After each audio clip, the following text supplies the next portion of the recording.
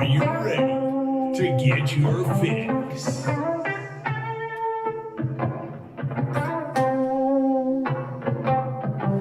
you ready? Are you ready to get your fix? Are you ready? Are you ready to get your fix? Are you ready? Are you ready to get your fix? Are you ready? Are you ready to get your fix? Are you ready? Are you ready to get your fix? Are you ready to get your fix? With the Wicks here on this beautiful Wednesday, January 12th, 2022. And welcome to the show, whether that be on Facebook or on YouTube. If you're on YouTube, do me a favor, hit that subscribe button. It would be much, much appreciated. So, being that there's really not that much to talk about other than this weekend's wild card matchups, the super wild card weekend in the NFL, we have a couple interesting little things that we're going to do today. Not going to really dive into too much, not a whole lot, because obviously there isn't much going on. Okay, basically the only thing that is really happening at this point in time during the NFL season is a lot of coaches are getting canned. Okay, they are getting fired. They are out of the NFL. They are without a job. And hey, that sucks, but should have done a better job, right? Am I right? I mean, the Bears head coach and their GM, they stink. Okay, the Giants head coach and GM, they stink. Okay, the Giants have stunk for about 10 plus years now. Okay, the Jacksonville Jaguars, they haven't figured out their head coaching job in quite some time. I'd say they had that one little stint where they went to the AFC Championship game against the New England Patriots, and well, okay, they lost, right? So they really haven't been all that good, okay, as of late. And the Minnesota Vikings, okay, we knew it was time for Zimmer to go. I really wasn't really hammering that whole situation. I thought maybe we should have gave Zimmer one more chance, one more year, but get rid of fucking Clint Kubiak, which, by the way, Clint Kubiak is seeking an interview with the Carolina Panthers, which is good news because get him out of town. Okay, I do not like it. I do not like him. His play calling is very boring, very easy to figure out. And I mean, it just sucks, okay? We've seen it the entire year. We were in a lot of games, right? A lot of one-possession games for the Minnesota Vikings, but he just isn't cutting it. So he could be out of town very, very shortly as well, depending on who we hire as new head coach, new GM, and all that stuff. But there are a laundry list of teams that have fired their head coach and teams that have fired both their head coach and their GM. We kind of dove into that a little bit the other day, but not going to talk too much about that. We're going to kind of dive into Carson Wentz and his future in Indianapolis, which at this point seems to be sort of unknown at this point in time, I'd say. Some interesting comments were made by Frank Reich.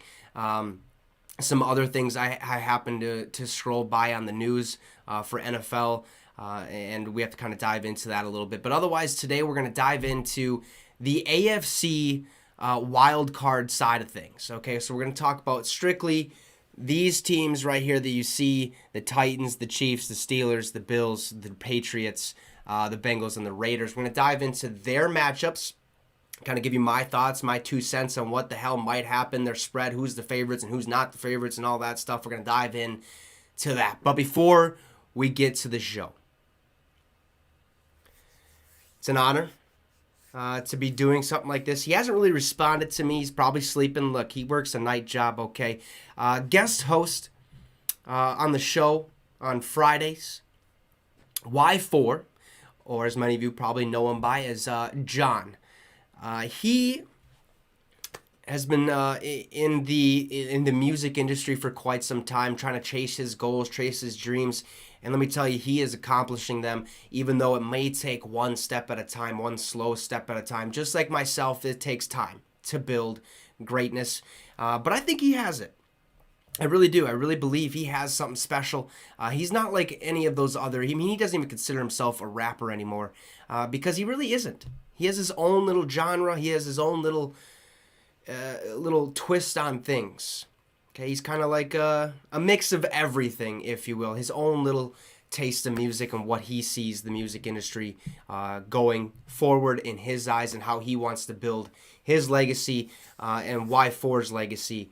But last night, one of his songs ended up dropping on all platforms other than Spotify because I think he can attest to this. Spotify, I mean, is just not the fastest at getting things put onto their system, unless obviously if you're fucking Drake or some bullshit like that, they figure a way out real quick. And if you're, down on the totem pole, it's just like, okay, well, we'll get to it when we get to it. Okay, hold your horses. And that's kind of not how business should be had and should be made. But who cares? Who gives a shit? Because his new song, Polite, just dropped. It is on everything, YouTube, Apple Music, basically anything you guys want to go on to. I don't think it's on SoundCloud because they don't really make money from SoundCloud, but it's not yet on Spotify.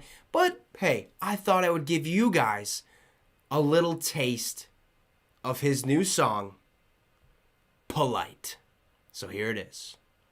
Oh, hold on one sec. Let's get to the screen, huh? Shall we?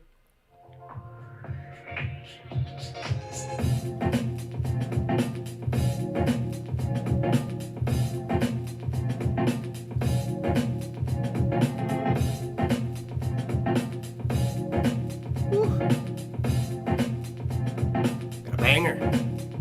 Let me hold that door. Let me get that for you. Let me hold that door. Let me get that for you. 'Cause I feel polite. Bitch, I feel polite. Yeah, I feel polite. Hey, I feel polite. Little bitch must have caught me on a good day. Good day. Keep a smile, but I got my tools. Read compliments, bitch, not shoes.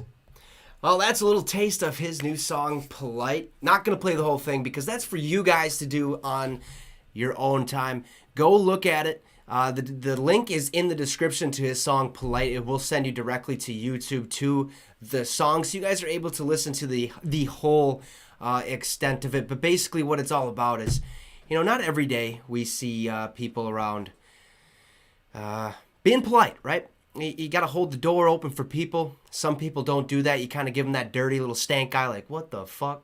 All right, thanks, douche, basically.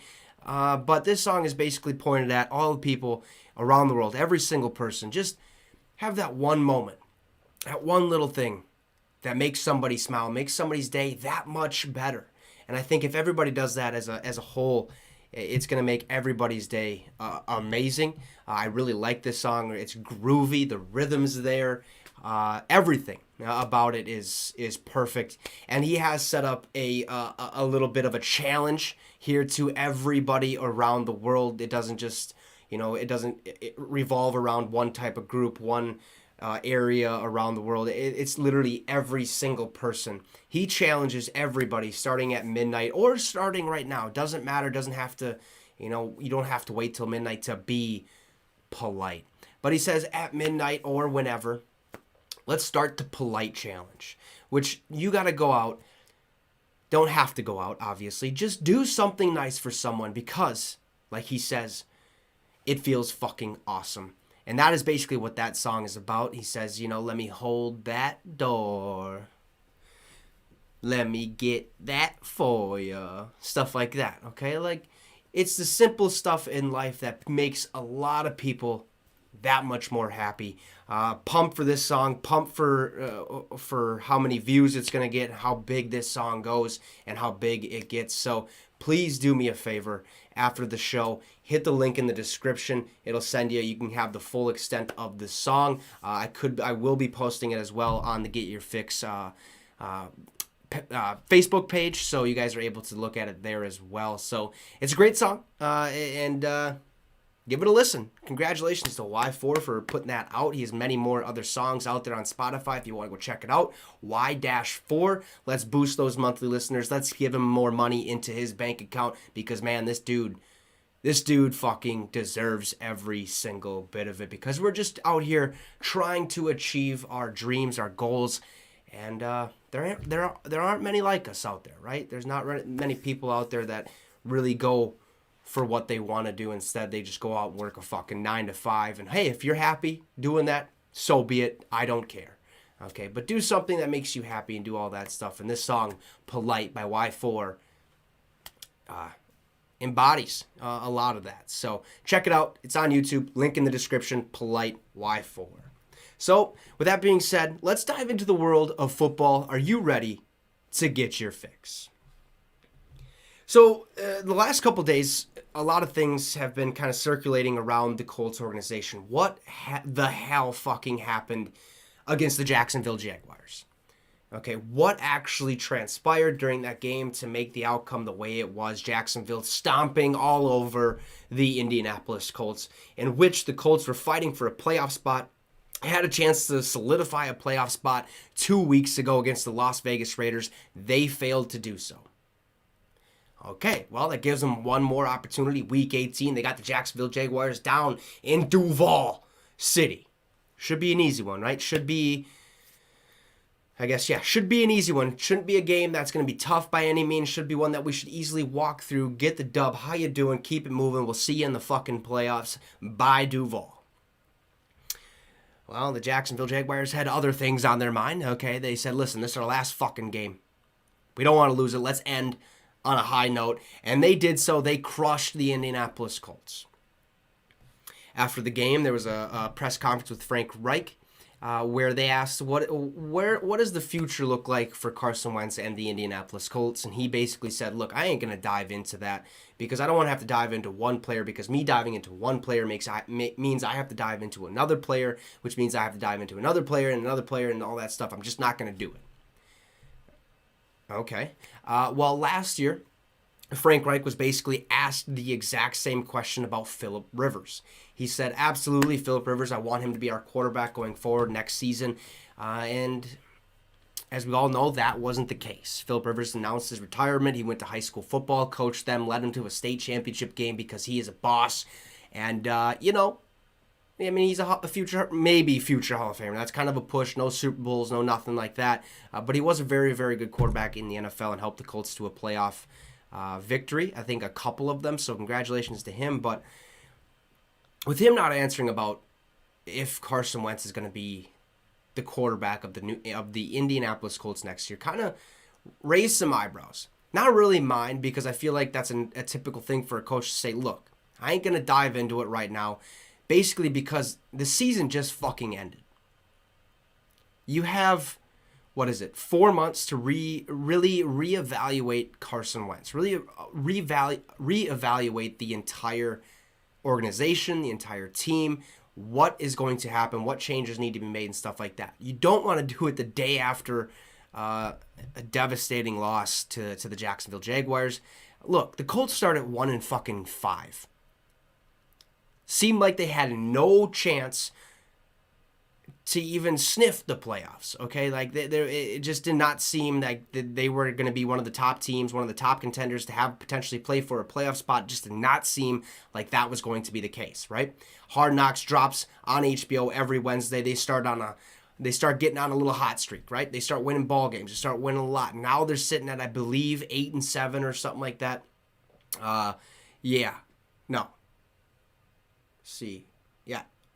Excuse me. Got fucking 8-5, I believe, or 9-5. So this team really started winning. They really started picking up stuff. They lose back-to-back weeks. They're 9-7. They lose their playoff spot, which is unreal. But it makes you believe, what is Carson Wentz's fucking future with the Indianapolis Colts?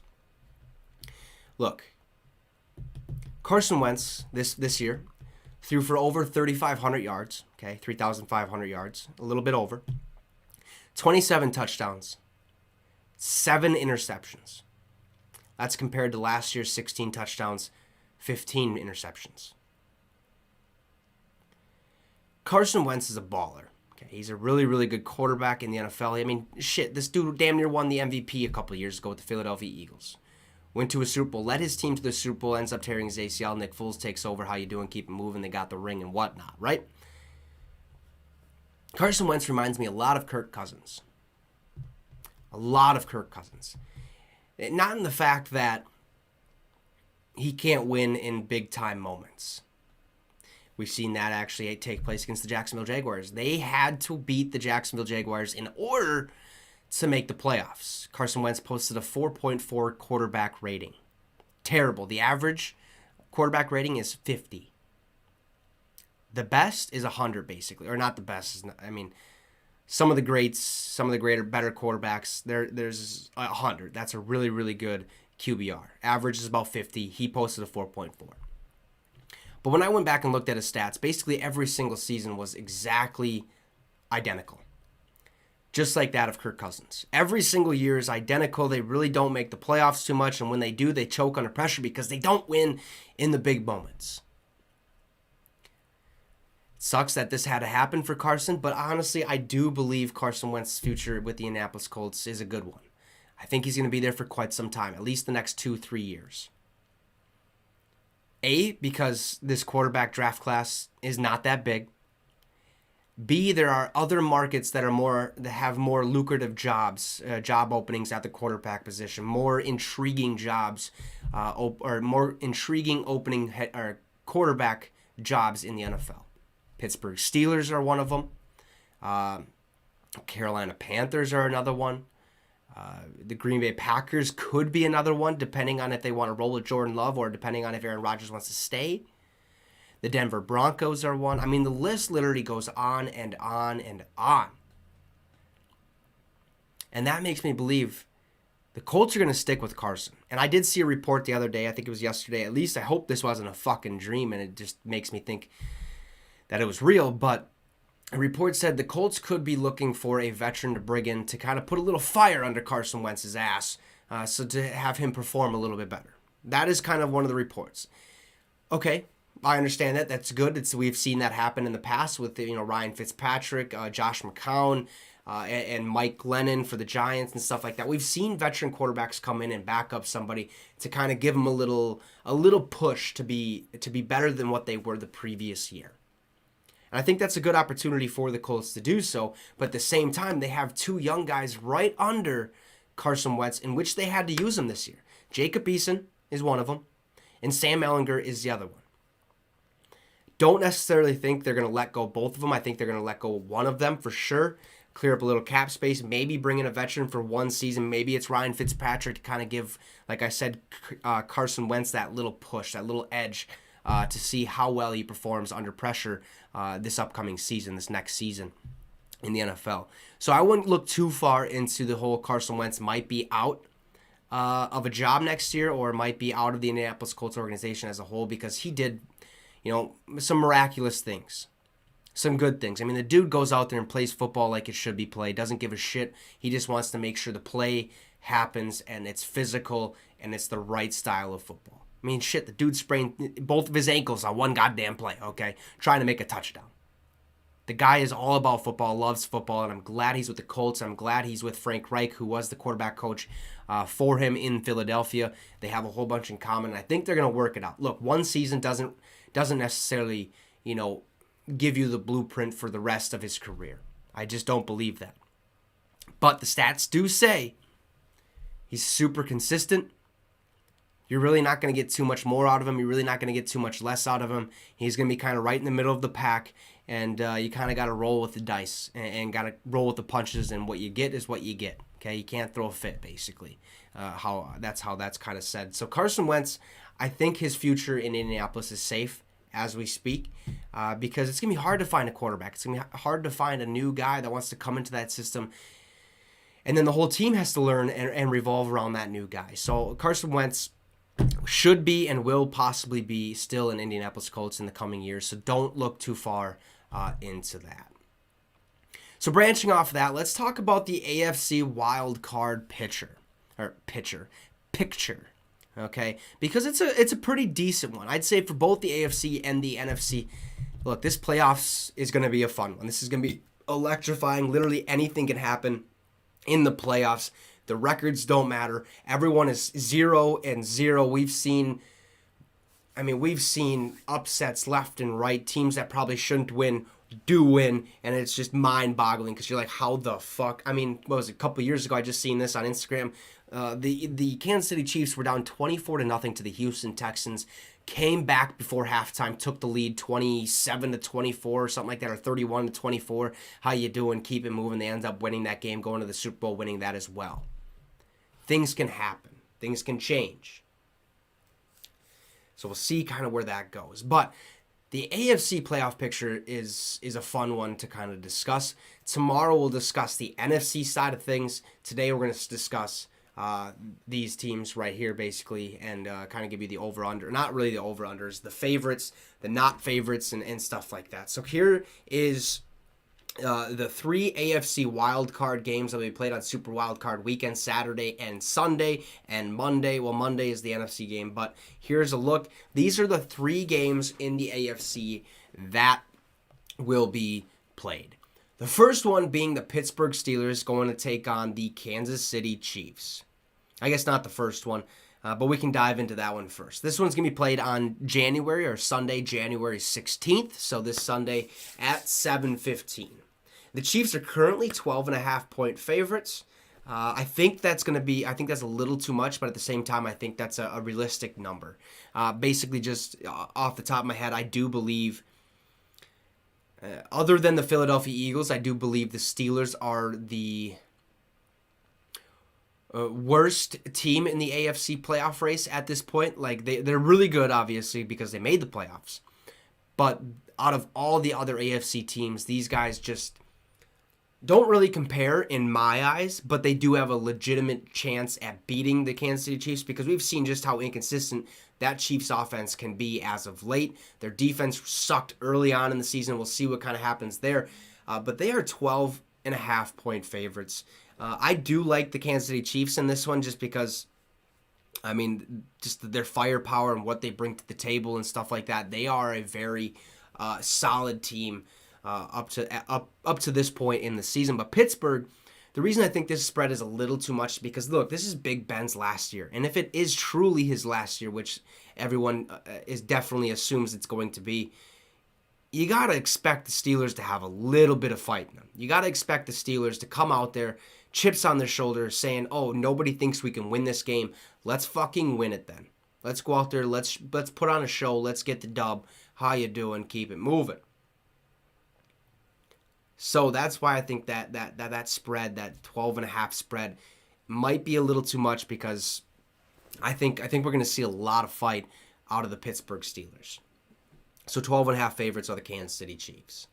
The next game, we have the Las Vegas Raiders going to take on the Cincinnati Bengals. This game is going to be taking place on Saturday, January 15th at 3:30. Currently, the Bengals are 5.5-point favorites. I think that's a realistic number. I do think it should be about 2.5 points maybe favorites, just based off solely what the Raiders have done the past couple weeks, right? They go out there, they end up beating the Colts in a game that they probably shouldn't have won. Then they go out and they find a way to beat the Los Angeles Chargers to put them into the playoffs. If they lost, they weren't in, but they won. They won back-to-back weeks. They probably won a couple more before that and stuff. But the Raiders have a lot of fight in them. With all that they've had to deal with this entire season, it's miraculous that they are even in the playoffs this season. And to do it against the Cincinnati Bengals, a team that has statistically and historically never really made it to this far and never really been relevant up to this point because of Joe Burrow and Jamar Chase and their defense and stuff like that, I still think the Raiders are going to put up a really, really good fight, and I think the Raiders actually have a really good chance at potentially upsetting the Cincinnati Bengals. Now, earlier in the season, if you don't remember, the Cincinnati Bengals and the Raiders actually did play. The Bengals ended up winning 32-13.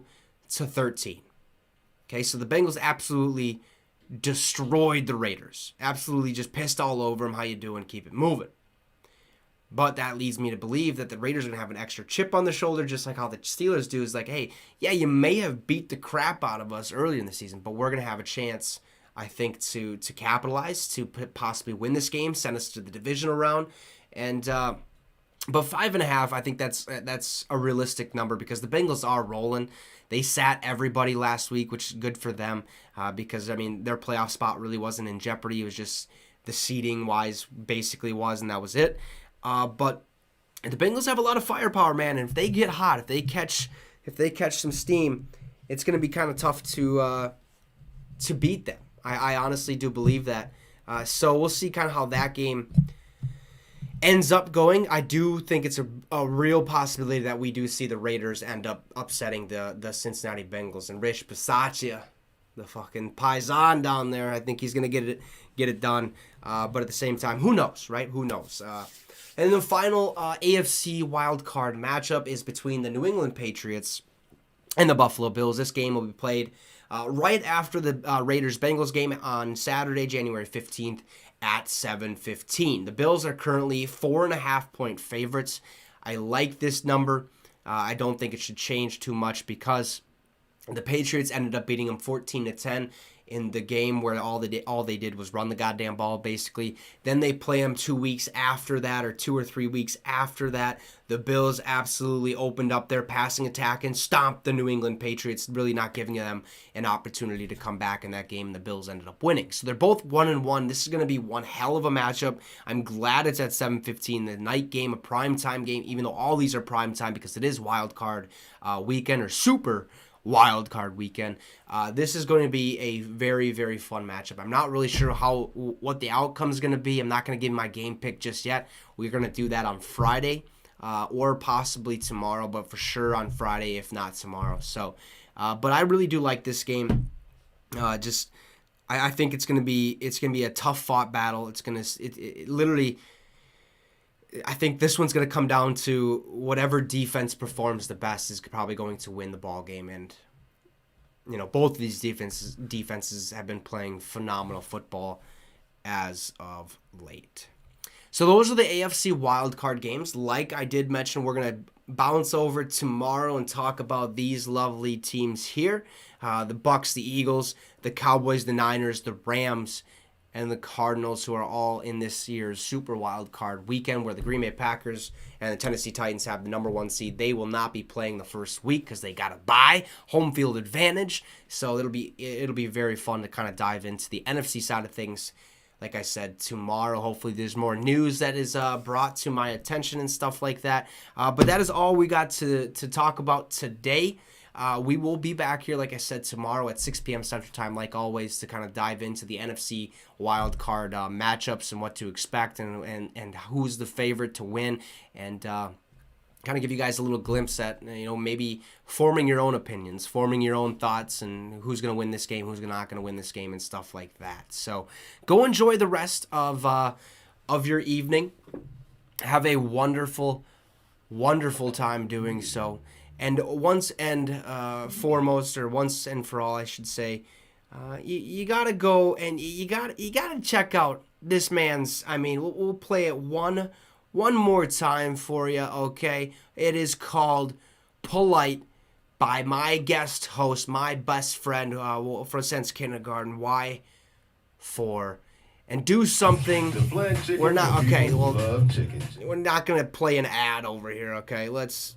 All right, here we go. All right, so like I said, the challenge is set. Go out, do something polite for somebody because it's only going to make their day better, put a smile on their faces, and, let me hold that door. So, you guys go have a great one. We'll be back here tomorrow. Have a great one.